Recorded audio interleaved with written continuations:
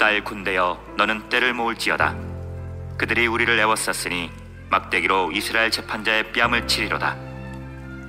베들레헴 에브라다야, 너는 유다 족속 중에 작을지라도 이스라엘을 다스릴 자가 내게서 내게로 나올 것이라. 그의 근본은 상고에 영원에 있느니라. 미가는 이스라엘을 다스릴 자, 곧 이스라엘의 왕으로 오실 그리스도께서 베들레헴에서 나실 것임을 예언하고 있습니다. 미가는 이 베들레헴이 유다 족속 중에 작다고 하였는데, 실제로 베들레헴은 비록 다윗이 태어난 마을이긴 하지만 본래 초라하기 그지없는 작은 마을이었습니다.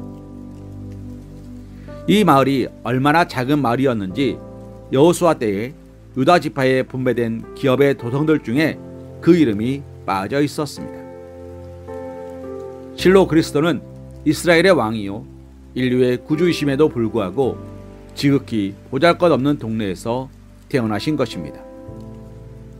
그것도 번듯한 집에서가 아니라 여관에 짐승 우리의 구유에 누이셨습니다. 왕이라 하면 보통 왕궁과 같이 화려한 곳에서 태어날 것으로 생각합니다. 그래서 예수님께서 태어나셨을 때 동방 박사들도 가장 먼저 이스라엘의 수도인 예루살렘의 왕궁을 찾아갔던 것입니다. 그러나 이스라엘의 왕궁에는 동방 박사들이 찾던 아기가 없었습니다. 그분은 그 시각에 작은 촌락 베들레헴에서 나셨기 때문입니다.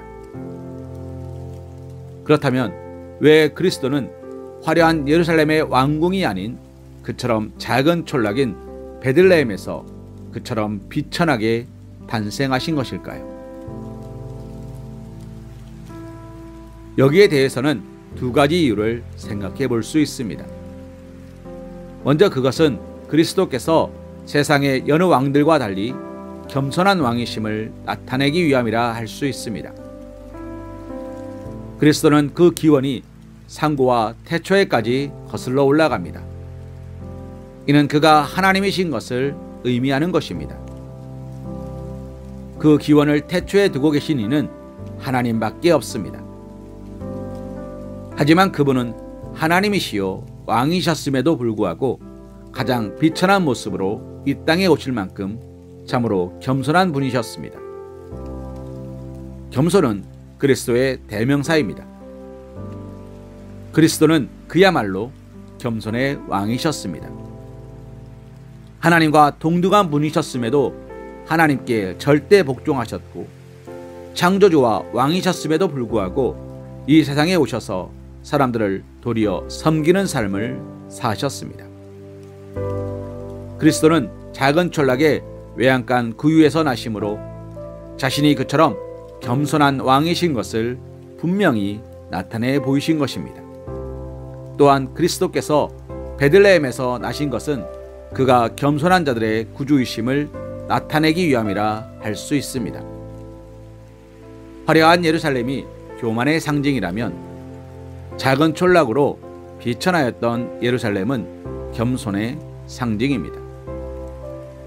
고대 세계에서 겸손은 비천한 자들, 비굴한 자들의 미덕으로 생각하였습니다. 사실 비천한 자는 교만해질 수 없습니다. 비천한 자는 겸손하기 마련입니다. 그러나 보다 근본적으로 생각해보면 어떠한 인간도 하나님 앞에서 교만할 수 없는 존재이며 비천할 수밖에 없는 존재들입니다. 또한 이 세상 어디에도 누구를 향해서도 결코 교만할 수 없는 것이 인간입니다. 그러나 사람들은 아담과 하와가 하나님처럼 되고 범죄하였던 것처럼 끊임없이 교만을 고집합니다. 이에 그리스도께서는 참 사람으로 오셔서 친히 스스로 낮추심으로 하나님 앞에 사람이 어떤 자세를 취해야 할지를 모범으로 보여주셨습니다. 그리고 그처럼 자기를 낮추는 자들을 구원하시는 것입니다. 실로 그리스도께서는 겸손한 왕이며 겸손한 자의 구주가 되십니다. 그러므로 누구든지 구원을 얻기 원한다면 겸손해야 합니다. 겸손한 자는 세상의 신분과 상관없이 구원을 받으나 반대로 교만한 자는 버림을 받습니다. 우리는 그리스도께서 예루살렘이 아닌 베들레헴에서 나신 이유를 바르게 하리며 그가 성자로 성부께 보이신 모습인 겸손을 배워야 할 것입니다. 실로 하나님 앞에 겸손은 항상 그리스도를 본받아 살아야 할 그리스도인의 삶의 출발점이며 종착역이라 할 수 있습니다. 실로 하나님 앞에 겸손은 항상 그리스도를 본받아 살아야 할 그리스도인의 삶의 출발점이며 종착역이라 할 수 있을 것입니다. 마태복음 11장 29절 말씀으로 오늘의 말씀 묵상을 이어갑니다. 나는 마음이 온유하고 겸손하니 나의 멍에를 메고 내게 배우라.